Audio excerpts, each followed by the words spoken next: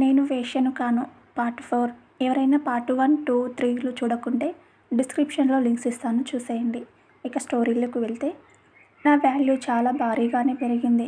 నన్ను ఒక ధనవంతుడు ఎక్కువకి పాడుకున్నాడు.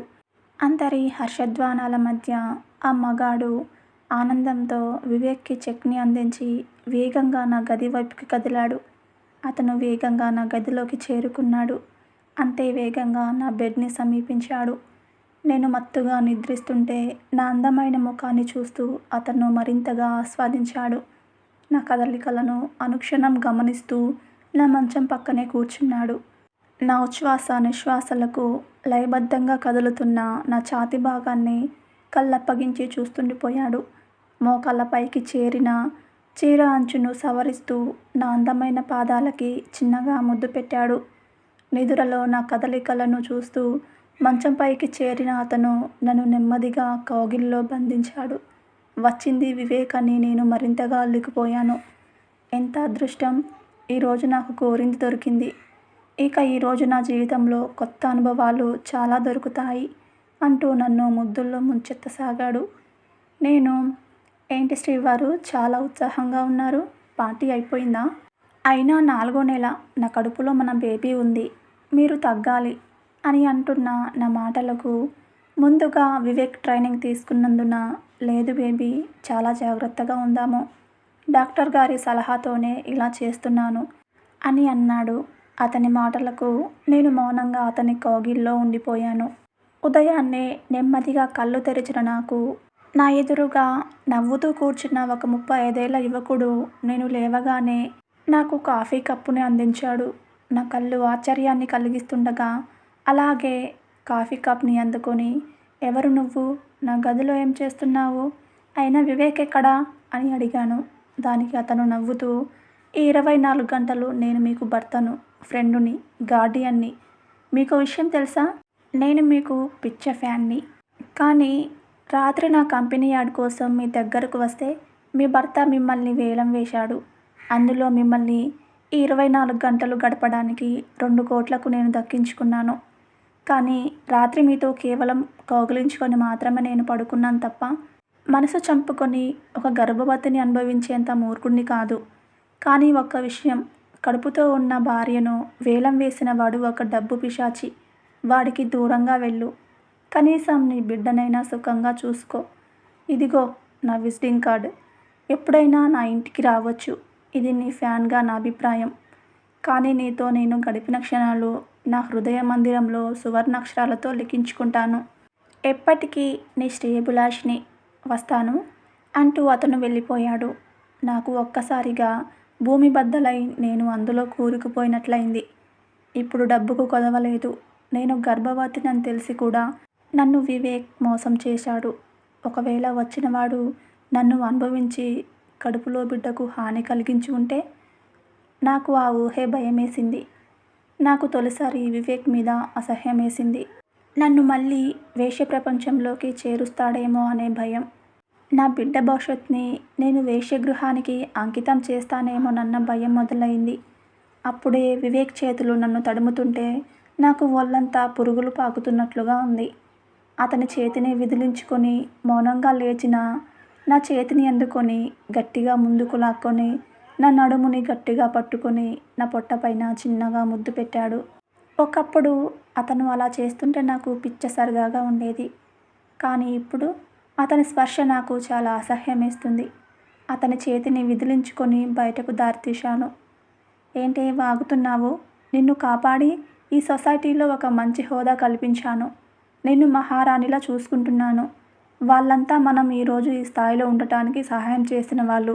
అలాంటిది వారు కోరిన చిన్న కోరికను తీర్చలేకపోతే వాళ్ళెంత బాధపడతారు? అందుకే వాడికి ఒక రోజుకి 2 కోట్లకు వేలం వేశాను. అందుకు మనకు చాలా డబ్బొచ్చిందిగా ప్రవరా. ఇది కూడా నీకోసమే కదా. రేపు మన పిల్లల కోసం. ఒక్కసారి తప్పు చేస్తే అది తప్పు కాదు కదా, అందుకే అలా చేశాను అని వివేక్ అంటాడు. వివేక్ మాటలకు నా దగ్గర సమాధానం లేకపోయింది. కానీ వివేక్, నా కడుపులో పెరుగుతున్న మన బిడ్డకు ఏమన్నా అయి ఉంటే? ఆ ఊహే నాకు నిజంగా భయమేస్తోంది అని నా నోటి నుండి వచ్చిన మాటలకు పగలబడి నవ్వుతూ, మన బిడ్డ కాదు ప్రవర, మనందరి బిడ్డ. ఎందుకంటే తనకు నేను ఒక్కన్నే కాదు తండ్రిని, మన కస్టమర్లంతా తండ్రులే అని పగలబడి నవ్వుతున్న వివేక్ వికృత రూపాన్ని చూసి ఒక్కసారిగా నాకు స్పృహ తప్పింది. ఏదైతే ఆ మూర్ఖుడి నోటి వెంట వినాల్సి వస్తుందో అని ఊహించానో అదే మాటతో నా మనసుని ముక్కలుగా చేశాడు.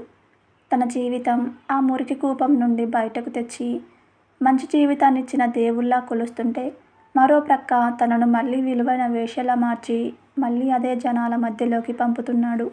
కానీ ఇప్పుడు దారేది నాకు? నేను కడుపులో బిడ్డతో ఎలా వెళ్ళను? కనీసం నాకు తోడు లేకున్నా నీడైనా దొరుకుతుందా? కనీసం నా బిడ్డ ఈ ప్రపంచంలోకి వస్తూనే నన్ను అడిగే ప్రశ్న, అమ్మా నువ్వేమి చేస్తున్నావు అని. అప్పుడు నా బిడ్డకు నా బ్రతుకును తెలుపగలనా? నా వృత్తి ఇది అంటే తను తట్టుకోగలదా? అయినా ప్రపంచంలో మాలాంటి వాళ్లకు విలువ లేదు. ఎందుకంటే పగలు పశువుల కంటే హీనంగా చూసే జనాలు రాత్రైతే మా శరీరాల సుఖాల కోసం వెర్రెత్తిపోతారు. మా రక్తమాంసాలతో ఆటలాడుతారు. కానీ సుఖాలను అందించే మేము ఎందుకు మనుషుల్లాగా గుర్తించబడటం లేదు? కనీసం ఒక పని మనిషిగానైనా గుర్తించరేమి? అందుకే మాకు రిజర్వేషన్లు ఉండవు, ప్రత్యేక పథకాలు ఉండవు, మా పిల్లలకు చదువులుండవు. ఓటు వేయడానికి మాకు హక్కు ఉంది. ఎలక్షన్ టైంకి వచ్చేవాడు మమ్మల్ని ఉద్ధరిస్తామని హామీ ఇస్తాడు. మళ్ళీ 5 ఏళ్ల వరకు కనిపించడు. కానీ ఈ సొసైటీలో అనుక్షణం అవమానాలు ఎదుర్కొంటూ నిరంతరం భూమిలా పరిభ్రమిస్తుంది మేము. నా జీవితంలో ఏదో ఒక నిర్ణయం ఈరోజు జరిగిపోవాలి. నేను ఈ కూపానికి దూరంగా వెళ్ళిపోవాలి. నా పాత జీవితం మళ్ళీ నాకు ఎదురు కాకూడదు. నా జీవితాన్ని నాకు అనుకూలంగా మార్చుకుంటాను. ఇకపైన కష్టపడి నా బిడ్డ కోసం జీవిస్తాను. నా బిడ్డ భవిష్యత్తు నాకు ముఖ్యం అని నిర్ణయం తీసుకోగానే ఆమె అడుగులు ద్వారం వైపుకి పడ్డాయి. ఆమె ఆ ఇంటి నుండి అడుగులు బయటకు వేయగానే తనకు స్వేచ్ఛ స్వతంత్రాలు మళ్ళీ లభించినట్లయింది. అవును, ఇప్పుడు నా బిడ్డ తప్ప నాకు ఇంకా ఏ అనవసరమైన అవసరాలు లేవు. ఇక జీవితంలో నిజాయితీగా బతుకుతాను అని నిర్ణయించుకొని నిర్భయంగా అడుగులు వేసింది ప్రవర. ఎక్కడి నుంచి వస్తున్నావమ్మా? అయినా గర్భవతివి, నీకెవరూ లేరా అని వారు సంధిస్తున్న ప్రశ్నలకు నవ్వుతూనే సమాధానమిచ్చి వారింట్లో పనికి కుదిరాను. అది ఒక ఎమ్మెల్యే గారిల్లు. వారు ఎంత మంచివారంటే తనను ఒక పని మనిషిలా కాకుండా తమ సొంత మనిషిలా చూసుకుంటున్నారు. వారి ప్రేమ నన్ను ఈ కష్టాలను మరిచేలా చేసింది. వారందరూ నన్ను బాగా అర్థం చేసుకుంటున్నారు. నా కడుపులో బిడ్డ పెరుగుతూ వస్తుంది. నాకు 9వ నెల పడింది ఇప్పుడు. బిడ్డని కనే సమయం ఆసన్నమైంది. నిన్ను చూడాలు అని అందరూ నన్ను కనిపెట్టుకుని ఉన్నారు. ఒకరోజు ప్రవరా అని ఎమ్మెల్యే గారు గట్టిగా అరిచేసరికి వంటగదిలో నుండి భయంతో బయటకు వచ్చాను. ఆయన కళ్ళు నిప్పులు కురిపిస్తున్నాయి. ఆయన ఉగ్రరూపం మరింత భయాన్ని కలిగించింది. ఆయన చేతిలో ఉన్న ఒక మ్యాగజైన్ టీపాయ్ మీద పడుంది. దగ్గరకు వెళ్ళేసరికి ఆయన కంఠం గట్టిగా ఘోషించింది, నువ్వెవరు అని. అంతే. భయంగా చూస్తున్న నాకు కళ్ళల్లోకి వచ్చిన కన్నీరు ఆ మ్యాగజైన్ మీద ఉన్న ఫోటోని మసకగా చూపించసాగింది. దగ్గరగా ఆ ఫోటోని గమనించేలోపు నొప్పులు మొదలయ్యాయి. నేను పడుతున్న వేదనను గమనించిన వాళ్ళు పరుగున నన్ను హాస్పిటల్కి తీసుకెళ్లే ప్రయత్నం చేయసాగారు. కానీ ఒక చేయి మాత్రం ఆ మ్యాగజైన్ని అందుకొని వేగంగా వెళ్ళడం నాకు కనిపిస్తున్నా వారించలేని పరిస్థితిలో ఉన్నాను. తర్వాత ఏం జరిగిందో నెక్స్ట్ వీడియోలో తెలుసుకుందాం.